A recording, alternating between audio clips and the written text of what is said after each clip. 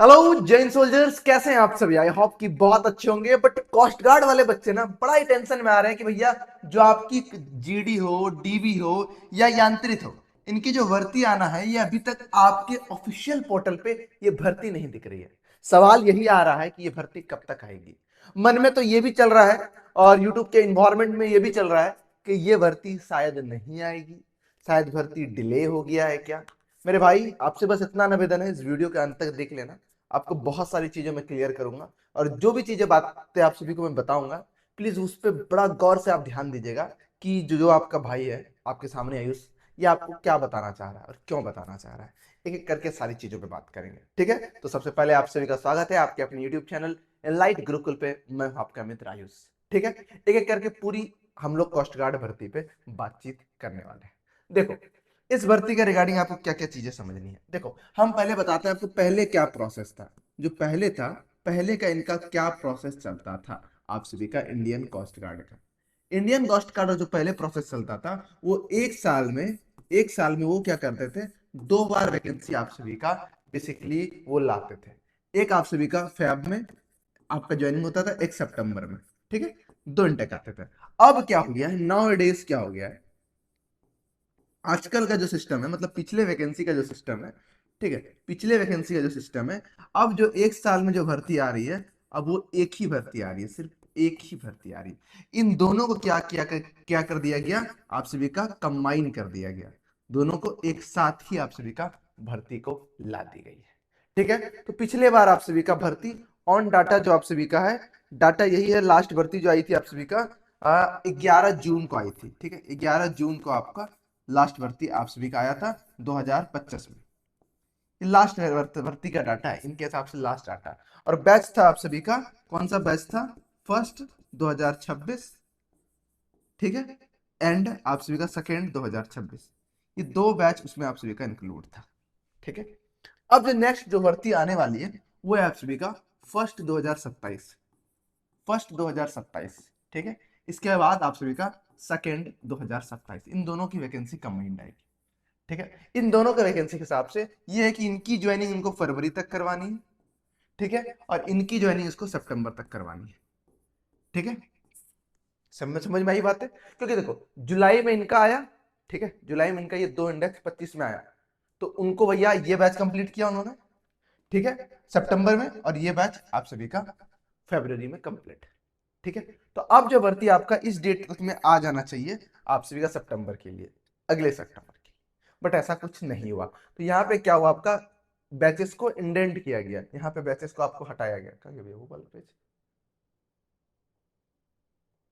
ठीक है। तो यहाँ पे जो भी भर्ती था आप सभी का इस बैच के लिए, वो भर्ती आप सभी के लिए आ जानी चाहिए था, ठीक है। एज पर भैया 27 हो जाएगा, 26 था ना, 27 होगा भाई, 27, ठीक है। ये भर्ती इस प्रोसेस चलना चाहिए, क्योंकि यहाँ पे आप सभी का क्या है, फर्स्ट 2026 और सेकेंड 2026, क्योंकि 2 बार आती थी फरवरी और सितंबर में, और जुलाई में आया, तो ये होना चाहिए आपका फरवरी बैच, ठीक है, ये होना चाहिए सितंबर बैच, और ये वापस क्या होगा, ये फरवरी बैच। और सब आदमी को क्या लग रहा है, ये बैच होगा सितंबर। सर कैसे ये बैच सितंबर होगा, मुझे यही बात समझ में नहीं आ रही। फरवरी बैच होगा ना भाई, आप खुद बताइए। समझ में आई बात है। यहाँ पे थोड़ी मिसअंडरस्टैंडिंग, ये मिसअंडरस्टैंडिंग बहुत बड़ी मिसअंडरस्टैंडिंग, आप बताइएगा कि कहाँ गड़बड़ी हो रही है, कहाँ गड़बड़ी नहीं हो रही है। शायद ये बैच आप लोग के अकॉर्डिंग, या जो एक तो बेसिक मेंटेलिटी चलते आ रहा है कि इनके हिसाब से भैया ये बैच सितंबर जाएगा और ये वाले को फरवरी में डाला जाएगा, ये चल रहा है चीजें। क्योंकि देखो भाई, इसका जो ट्रेनिंग होता है, जो ट्रेनिंग होता है आप सभी का, वो तो नेवी वालों के साथ ही होता है, ठीक है, उन्हीं के साथ थोड़ा दिन, 15-20 दिन ऊपर नीचे करता है, ठीक है। तो भर्ती जो था आप सभी का फरवरी बैच का ही आने वाला है, सितंबर बैच का नहीं, इसलिए भर्ती में डिले देखने को मिल रहा है, ठीक है। तो भर्ती जो भी आप सभी को देखने को मिलेगा, अभी तो मुझे लग रहा है थोड़ा सा टाइम लेगा, ठीक है, थोड़ा सा टाइम लेगा। मगर हाँ, उन लोगों का जो प्रोसेस है कि सितंबर अक्टूबर तक में एग्जाम लेंगे वो, ठीक है। एग्जाम्स जो है उनका सितंबर अक्टूबर में उनका पेपर होना है, तो होना है, ठीक है, उनका जो आपका एग्जाम होना है। अब एग्जाम पता है आपको 3 स्टेजेस होते हैं, तो एग्जाम में आपको पता है कि 2 मंथ लग ही जाएंगे टाइम। क्योंकि देखो, फर्स्ट स्टेज होता है आप सभी का, इसमें सिर्फ जीडी वाले बच्चे रहते हैं। अब एक बड़े बड़े प्लेटफॉर्म के लोग क्या कह रहे हैं, जो फर्स्ट स्टेज होता है इसमें आपका एग्जाम्स होते हैं, बड़े प्लेटफॉर्म वाले कह रहे हैं, बहुत बड़े प्लेटफॉर्म, सेकेंड स्टेज वाले में क्या आते हैं, यहाँ पे आपका क्या होता है, सेकेंड वाला एग्जाम होता है, ठीक है। और थर्ड वाले स्टेज में आपका फिजिकल और मेडिकल होता है। अरे भैया ऐसा नहीं है, कैसे बता रहे हो सर, वो भी कौन सा भाई, बहुत बड़े चैनल, ठीक है। इसमें क्या होगा, आपको सबका एग्जाम होगा, चाहे आप जीडी से हो, चाहे आप डीबी से हो, चाहे आप यांत्रिक के हो, ठीक है, सबके एग्जाम्स होंगे, ठीक है। और इस ये स्टेज 2 जो आप सभी का है, इसमें सिर्फ जीडी वाला बच्चा देगा, ठीक है। और स्टेज 3 जो होगा आप सभी का, इसमें सिर्फ यांत्रिक वाला बच्चा देगा। क्लियर है, ये बात समझ में आई आपको? समझ में आ गया। भर्ती का रेंज आपको एग्जाम ये है। अब इसी के हिसाब से अगर 1-2 मंथ डिले करें, क्योंकि इसको ज्वाइनिंग आपको फरवरी तक में दे देना है, ठीक है, इससे पहले भी, क्योंकि सितंबर वाला तो बैच होगा ही नहीं सर, सितंबर में ज्वाइनिंग नहीं दे पाएंगे, यह संभव है।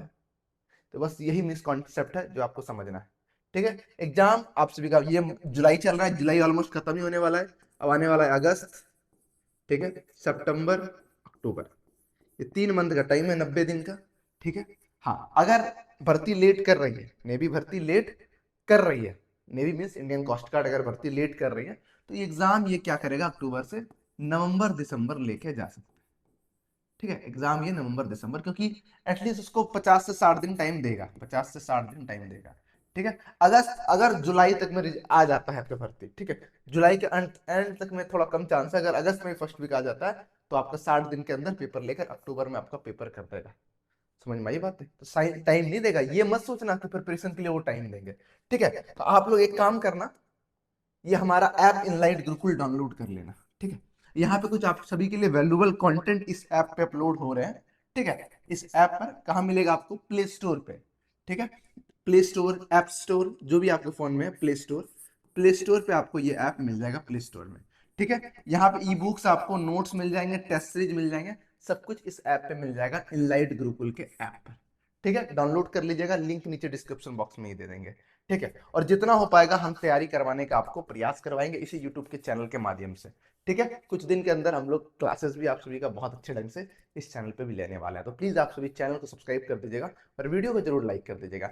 और घबराइएगा नहीं, टेंशन मत लीजिएगा, समय व्यर्थ मत कीजिएगा, क्योंकि समय है आपको अपने आप को त्यागने का, अपने आप को समय देने का, और इस बार फौज में जाने का, ठीक है। भर्ती आने के बाद तैयारी नहीं होता है, भर्ती आने के बाद बस रिग्रेट होता है, भर्ती आने के बाद किसी बच्चे की तैयारी नहीं हुई है, भर्ती आने के बस बस टीचर का बैच बिकता है, बाकी तैयारी नहीं होता है, ठीक है। तैयारी बस उसी बच्चे को होता है जो ऑलरेडी पढ़ चुका है, पढ़ रहा है, दैट्स द पर्सन ओनली, ठीक है मेरे भाई। यहाँ पे हमारा भी प्रयास रहेगा आप सभी के लिए ई बुक को लॉन्च करने का, हम लोग हर सब्जेक्ट का ई बुक लॉन्च करने वाले हैं, मोस्ट इंपॉर्टेंट क्वेश्चंस करके, ठीक है। और हम लोग टेस्ट सीरीज को लेकर आने वाले हैं, और बैचेस भी हैं, जो बच्चे जिस चीज में इंटरेस्टेड है उसमें वो चीज जा सकते हैं, ठीक है। बात समझ में आया?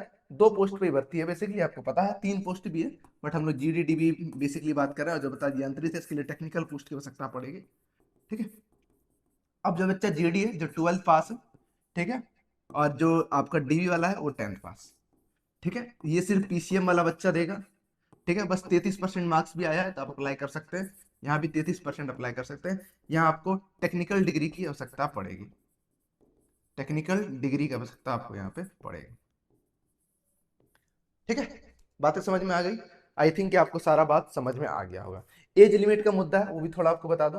देखो बेसिकली जो एज लिमिट है आप सभी का, ठीक है, वो बेसिकली आप सभी का 18 से, कितना है भैया, आप सभी का 18 से 22 साल के बीच में है, ठीक है। अगर आप ओबीसी से आते हैं तो आपको 3 साल का छूट दिया जाएगा, ठीक है, ये चीज हो जाएगा आपके लिए 25, ठीक है। अगर आप एससी या एसटी से आते हैं तो आपके लिए हो जाती है 5 साल का छूट, ठीक है, 5 साल का छूट, तो 5 साल का हो गया, आपके लिए हो गया भाई साहब 27 साल, ठीक है। 3 साल यहाँ हो गया, 2 साल यहाँ, आपका हो गया 27 साल।